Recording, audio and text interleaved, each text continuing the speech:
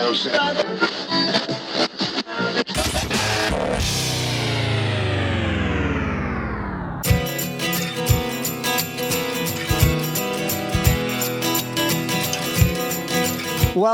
back. Hello, welcome everybody. Welcome back.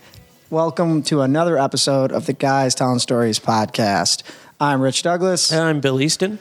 And guys, we are happy to have you back for another episode. I'm excited about today. I know, Bill. What's got you so I'm more pumped? excited about yesterday. What happened yesterday? My new friend, Jungle Jack Hanna, he tweeted our last podcast with Jared Miller. Thank you to Jack Hanna and his team for sharing the story. There's been just so many different people and fans who have taken these episodes and shared them. I think that's kind of where and why we got to where we're at today, Bill. Thank you. So anyway, on Twitter, if you want to follow us, it is Guys Tell Stories. As always, we're still looking for those reviews. You can write us a simple one, 5 stars, just by going to guystellingstories.com/review. That's guystellingstories.com/review. All right, so we have some news, Bill. New news? It's new news, of course. What we're looking for is for some of the fans and listeners out there to go ahead and show us some love and support the show. Oh, yeah, that's important. We're looking to do a couple things like update the equipment. We have some interview requests for people that live a little bit further away. Yeah. So I think we might try to hit the road. So for those of you out there looking to show your support, you can head on over to guystellingstories.com and click on the support the show link. Yep, and for donations, we also can give you some stuff back. You know, there's different levels of pledging, and based on what you pledge us, follow through, we'll do things. Yeah, we love giving social media shout outs. We have some VIP events a few times a year, and honestly, the season so far is going really well, and we're asking you to help make it even better in the future by heading on over to guystellingstories.com and clicking on that support the show link. So please go check it out. You can also find us on the Facebook, Guys Telling Stories. Twitter, we mentioned earlier, Guys Tell Stories, and our Instagram account, Guys Telling Stories. All right. Well, our guest for today is someone that I had to do quite a bit of research on, Bill. She is a national leader in her field. She is a technology writer, blogger. She is a technology business owner. She was named a 40 under 40 in her field. She is the type of person who will be presenting at these national tech conferences. You go to Las Vegas, you go to Texas, you sign up for a workshop, go listen to somebody speak. Well, she's the one speaking. So what we're going to do is hear about how she got her start. Our guest for today is Heather Sidorowicz, and she invited us to her huddle room, she called it, Bill. It is a huddle room. A huddle room. Not huddle house. No, a huddle room. Again, in doing my research for the business world, this is the type of room that has extremely comfortable chairs and whiteboards and TVs, and you sit there and you huddle and have maybe a quick 5-10 minute little session, and then when you're done, you break the huddle, I guess. Yeah. All right, well, let's head on over to Heather Sidorowicz's place of business. She is the owner of Southtown Audio Video, and I'm excited to hear about how she got her start in business and how she became a national leader in her field of technology. All right, let's head on over. Let's go.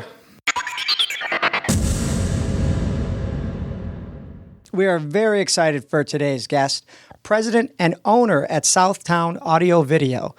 Guys and girls, put your hands together for Heather Sidorowicz. Thanks for being here, Heather. Welcome to the Guys Telling Stories podcast. Why, thank you. Happy to be here. Now, before we get too deep into our podcast here, please tell our listeners where they can find you. Well, you can find the wonderful company of Southtown Audio Video at www.southtownav.com.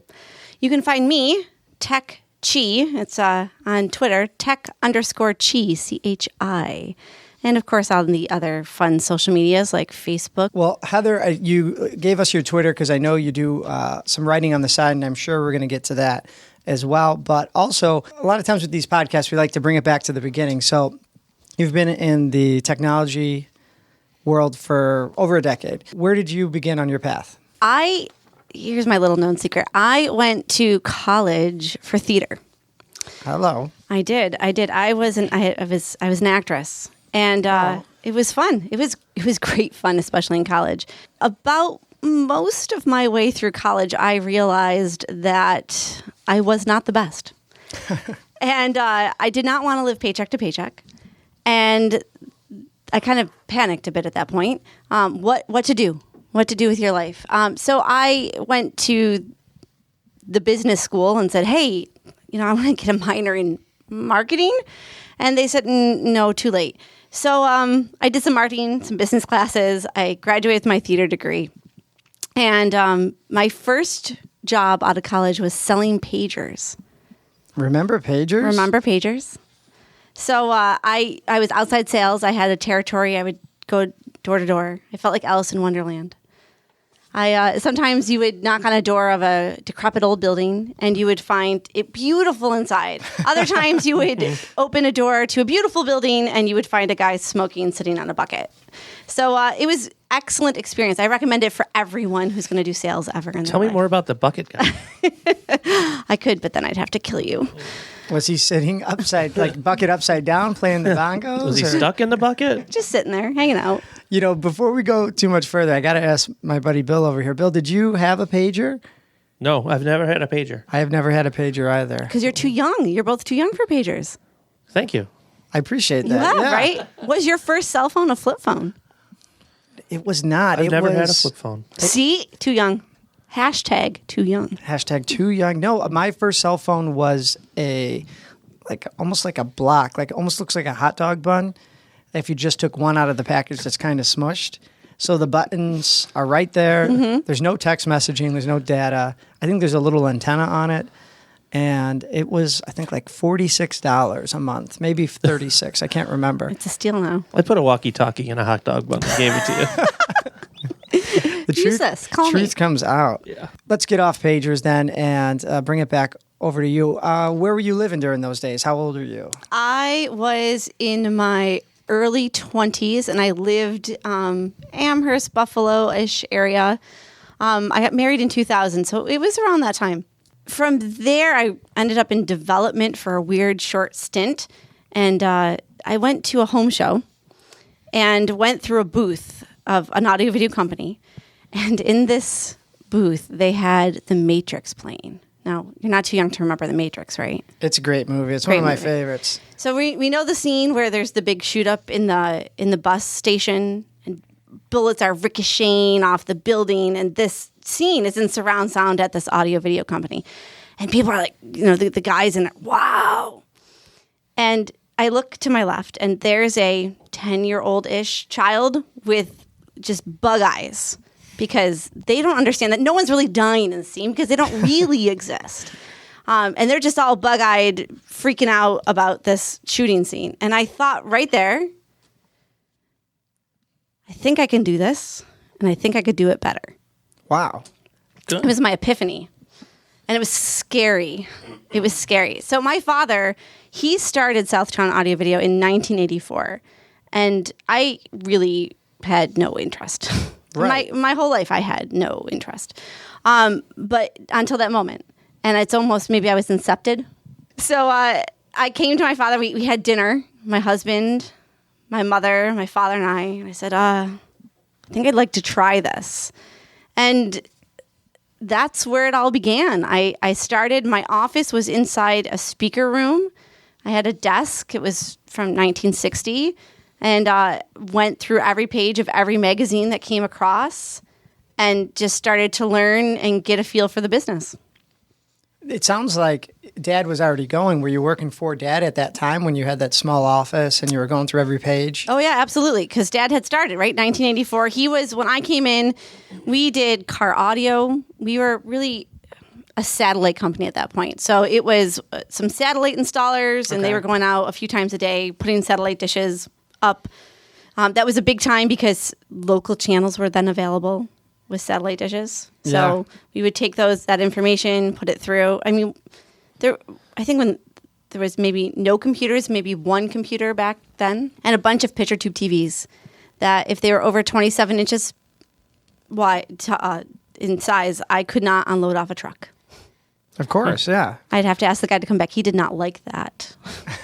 Talking to you, and this part wasn't really planned, but it really sounds like we're going into a time machine because you're bringing me back to a time when everything was a lot simpler. In some ways, it certainly was. We could leave work. because we could be out of the office, and there was Yeah. just no getting a hold of someone. No, that makes a lot of sense. I mean, cell phones, pagers, they really do help, but I can't remember a time when you would leave the house and not be able to maybe get a hold of mom or dad or the kids. Now this is your company. That's how you got started. It was your father started the company, and now you own it. I do. And manage it and run it and have to deal with all of that. Like, what made you decide that I'm going to take this? This is what I want to do. So what made you, is there a story behind you getting this and business? And There is, of course. So, as I said, I was bitten by this bug, flowed through me, and I really was excited to learn. I have memories of learning, being at a table with my husband in a restaurant, where we would draw out what high definition really was, because at that time, high definition didn't exist, and we were just going from analog to digital and the analog sunset, all sorts of exciting things. So we would do home shows where I would do stage presentations, teach people how to buy a TV. This is the time that TV started to go thin.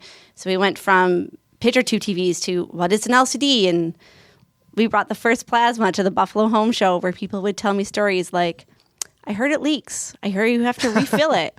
That's going to give you cancer. Oh, boy. And I didn't know that was what I wanted to do forever or take it over at that point. It was through hardships that got me there. It was through the difficulties that really made me say, if I'm going to do this day to day and we're going to take on this difficulty, let's go for the good stuff too. Let's jump. I went through, UB has a program, the University of Buffalo, called the Center for Entrepreneurial Leadership. Have you heard of it? yes, you are the second person that we've talked to who has. It's a life changer. Taking this course. Hashtag game changer. So going through that program was really probably one of the toughest years of my entire life. And it makes you ask questions that you didn't know you wanted answers to. And through that, when I went through and you do a presentation on your company, and I said there's a 0.0% chance I'll ever own it. And a year later, I bought it. Wow. So this tell us more about this program then, because we've heard about it with a few of other guests and people that we know, but it sounds like the demands are pretty steep. They are and they are not. Okay. It's a 1-year program, and you are set up with a mentor. That mentor kind of guides you, navigates you through. Your final project is a 45-minute presentation on your company. So I like to think of it as a master's program on your company.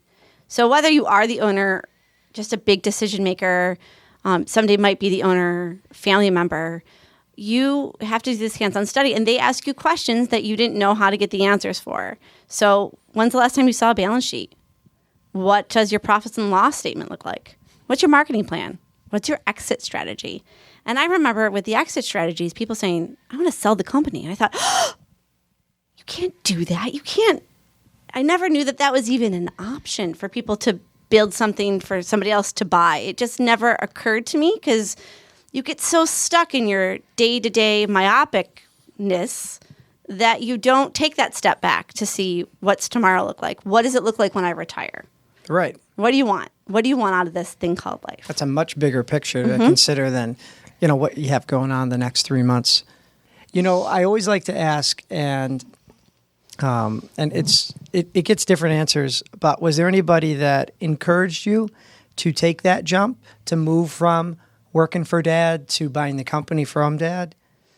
My husband has been there through all the craziness and the tears and the laughter and all that stuff, bundled into one crazy person. He definitely has heard all my stories. So he definitely was one that when I came home one day after a really tough day at work, and I said, what do we do? And he said, let's jump. Let's go for it. And started that process. And that's not I always say family business is like taking logic, crumpling it up, and throwing it out a window. And what I mean by that is it's emotionally based, especially for my father who founded the company. It was his blood and sweat and tears, all literally, that got this place going. He slept in the first building that he was ever in before an alarm system got hooked up. He took He took the biggest, scariest leaps. I got to come into something that was already successful and take a bigger step and get to do other things with it. But I didn't start it. I get to build upon it. Yeah. So what did your husband say or do to encourage you beyond that point of where you have an idea, but you're really not taking action towards it? I always say that he's like, I'm like on a diving board and there's the water below and he pushes me off the diving board. Okay. Because I don't want to jump. I'm there and I got that far and you should be proud of me because I'm standing on the diving board. He said, just jump.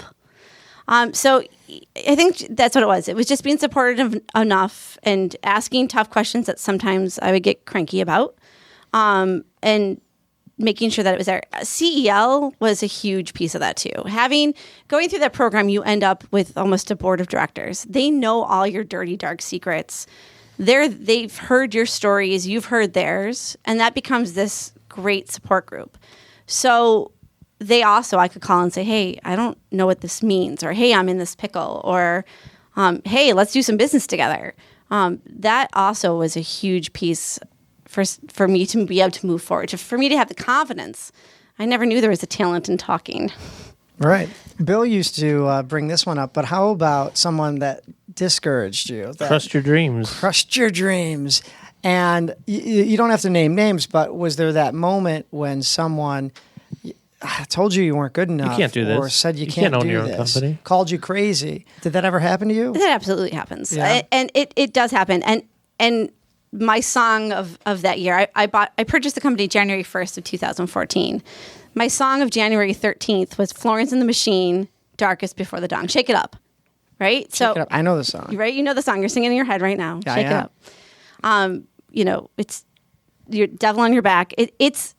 I would just blast that song throughout that year. And because you do have to trudge through the mud to get there. And it's about not being afraid, and it's about going on. Sometimes it's about a breath at a time. It's not super easy, but it's just, again, not to sound repetitive, but it's about jumping. It's about being darkest before the dawn. It's about following through. Okay. Well, tell us a little bit about the days or months leading up to signing those papers, to it finally being yours. There has to become a moment where if you wanted to call it off, you could. If you needed to go back to, or maybe just delay it a couple months, Dad maybe would have said yes. Maybe the paperwork could have been, delayed. Was there that no turning back moment where you realized, no, we're doing it because I just did this or got here? In family business, you can't turn back from day one. I feel that because no matter how difficult it gets or how crazy the day might be, what's your alternative? Not talk to Dad, not True. To have those issues. So it is certainly a commitment when I think you sign on. My sister now works for the company. She's an installer and she's awesome. My joke is she's bred for this. I asked her today when I was reading through these questions, I said, when was a moment you think that you couldn't turn back? She said, the day I told you I wanted to work here. Yeah.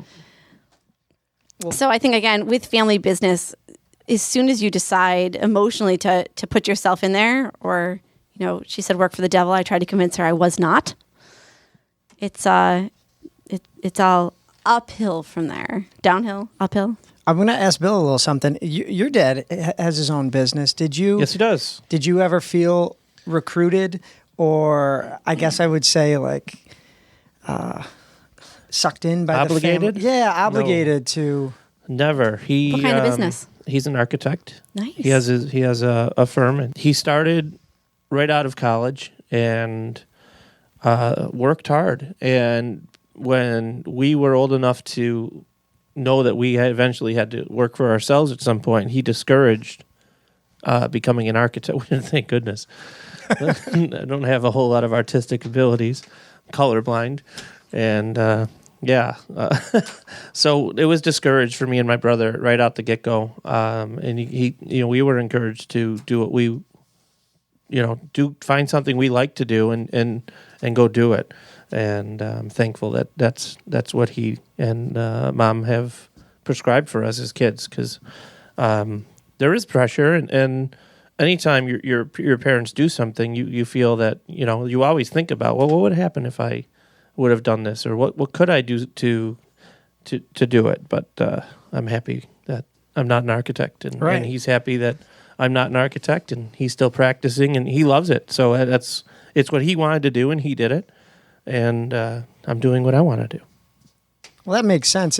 Sometimes I feel like parents want to use their experience, their wisdom to show you both sides of the coin, both roads you could take. And when you're making a decision like to not go into architecture or to not or get into the family business, one way or the other, they still show you both paths. So, Heather, bringing it back to you, did Dad ever show you the dark side of the family business, meaning the sleeping there at night because there's no alarm system, the people dropping a brand new $4,000 TV and you having to deal with the insurance claim or something? Yeah, I don't think that it was ever sugar-coated. And he never said, you should do this. So it wasn't that there was a pull from him. I definitely saw the dark side. My father died in 1986. He was 38 years old, the year I am now. Creepy. Wow. He had a massive heart attack and he died. He flatlined. And he knew enough that he drove himself to a healthcare facility where my mom worked at the time, walked into the healthcare and collapsed. Wow. So this is not a hospital. There was a doctor on staff, and they took my mom out of the room, and they shocked him back to life. And I have no memory of this. And I was 6, 7 years old at the time. I have no memory. 2 years later, he had a second heart attack. Now, that one I remember, but that wasn't nearly as serious. At the time he had that first one, he had a partner for a very short time. His partner packed it all up. My father, who woke up from death, said, go and make sure my store doesn't close. My mom drove back to the store, and it was from West Seneca to Hamburg, and said, she said, what are you doing? I said, I'm packing up. It's over. Good run. She said, no, he's going to come better. He's going to get better. He's going to come back. And he did. So when I say blood, sweat, and tears, I'm not kidding. This is before unlisted phone numbers. So every weekend we would get a call. Do you remember big satellite dishes, like 8 feet wide? They would turn on your roof. He used to get a call in 6 a.m. on a Sunday morning. Hey, Tommy, what satellite? Is it G1, F2? What station the game going to be on?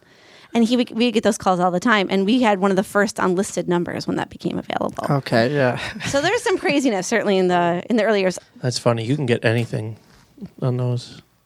It took some time to find it.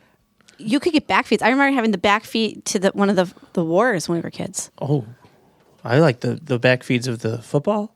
Oh. No talking. Yep. You can get crowd sounds on back some feeds of to them. the Oscars. Oh, wow.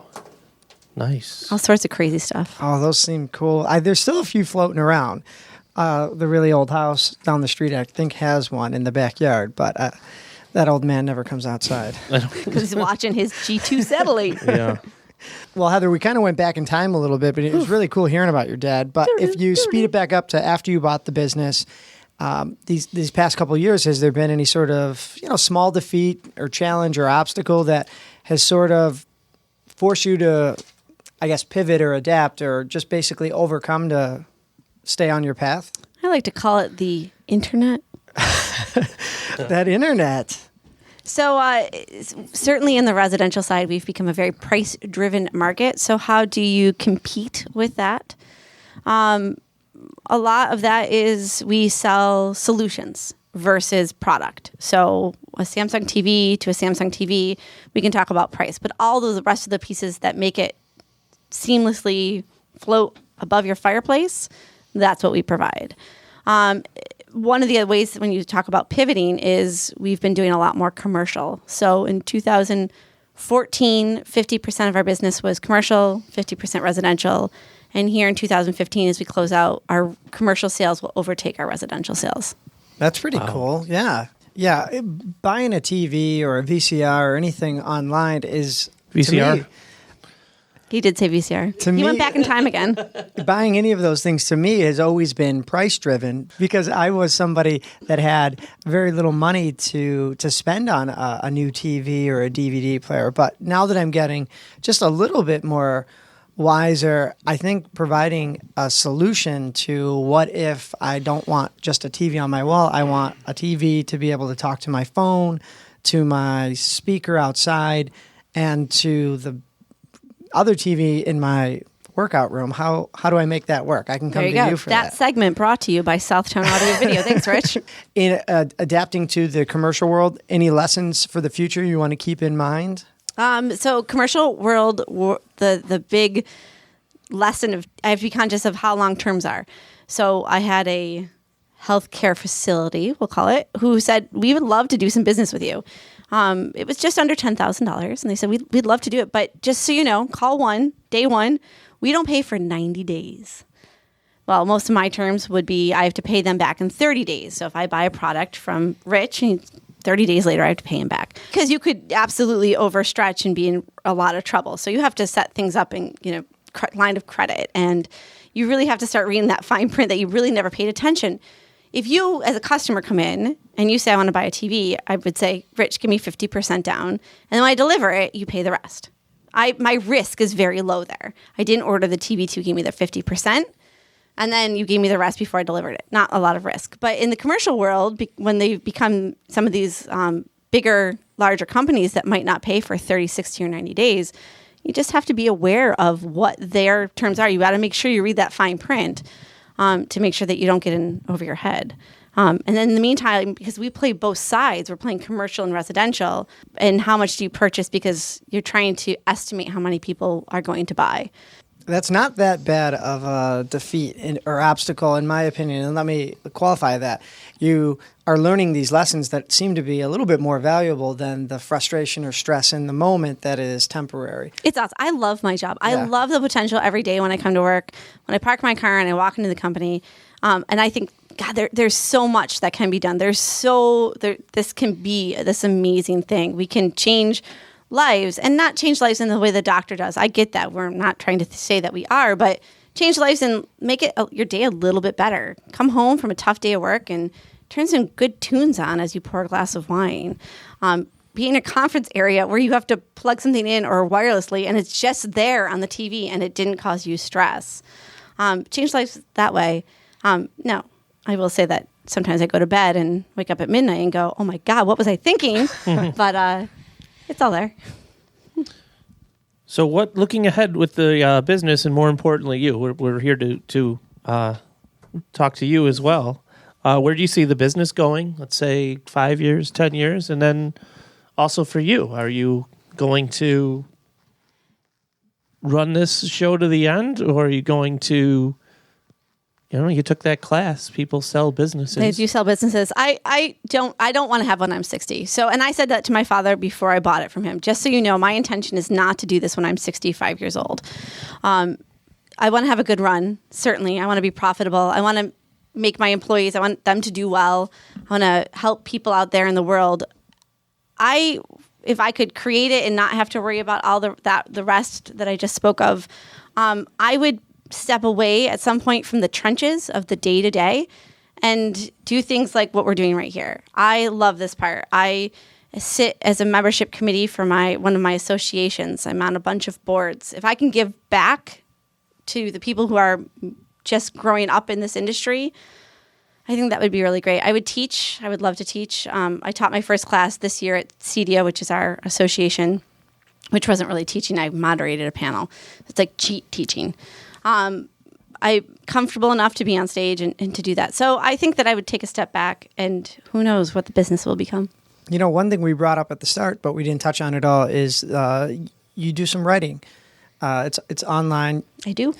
Want to just tell us a little bit about that? So I write for one of our industry trade publications called Residential Systems. So it's to other integrators, other people who do what I do. I write for them weekly to bi-weekly online. And I've written, and that's given me opportunity to write for others as well. So I've written for maybe a half dozen other associations and businesses from the technology standpoint, try to take that complicated thing and make it easier to understand. And that's a lot of fun. That writing alone made me take a step back from the day-to-day and look at the industry as a whole, and really helped infuse and reinvigorate what I do day-to-day. That sounds pretty good. I mean, in the near future and distant future, you have a successful business to run. You have this hobby of being a volunteer in the community, a mom, a writer. You have a lot going on. Living the dream. Hashtag, we're back to that, Phil. Hashtag living the dream. We got so many hashtags. There's going to be a great hashtags. post when it finally comes on here. We got a hashtag living the dream. Got that one too. Well, we always like to end with any advice or final thoughts. And it's not so much personal as it is to, what would you say to someone who is just starting out in the business world? Maybe they have a family company like Bill and you, and it's dad's company, or maybe it is somebody who just has this idea and they haven't taken that first step. What would you say to them just starting out? I would say jump. Be somewhat responsible in your jump so that that there's water in the pool at least. Don't jump into an empty pool. But we only get one shot at this life. Right. And there is nothing worse I can think of than to do a job I hated, because it occupies the most amount of time of anything else we do. So I think I say jump. Figure it out. Make sure there's water in the pool. And then jump. Now, was there anything that was specifically holding you back from jumping? And if so, again, this is more of an advice aspect or segment that we're trying to get into. How would you recommend to somebody to get over that? Be a bit fearless. Make sure you have a good tribe. My tribe is everything. My mom has my kids right now because my husband is working late. You have to make sure that those things are covered. I've had some opportunities to jump in other pools, and I haven't taken those because I also know at the end of my life, watching my kids grow up is super important. So to jump into a different pool that I missed, that would have devastated me. If not now, then later on. So, know what you want out of life too. No one lies on their deathbed and says, wish I would have worked more. Oh, that's the truth. Wow, this when we started this thing out, Bill, a few months ago, it seems like we said it was going to be, entertaining and maybe at times inspirational and motivational. I think that's one of those episodes today. Yeah, I think so. Again, where can we find you online? SouthtownAV.com and Twitter, tech_chi. I'm a whole different personality there. It's my alter ego. That's the entertainment part. That is the entertainment part. That's I believe there's a balance between technology and the rest of life. Also on Facebook. If you're on Facebook, yes. I just looked it up, Southtown Audio Video. Thank you. Well, that's about it for today. Again, special thanks to our guest, Heather Sidorowicz. Be sure to follow her online. I'm Rich Douglas. I'm Bill Easton. Until next time.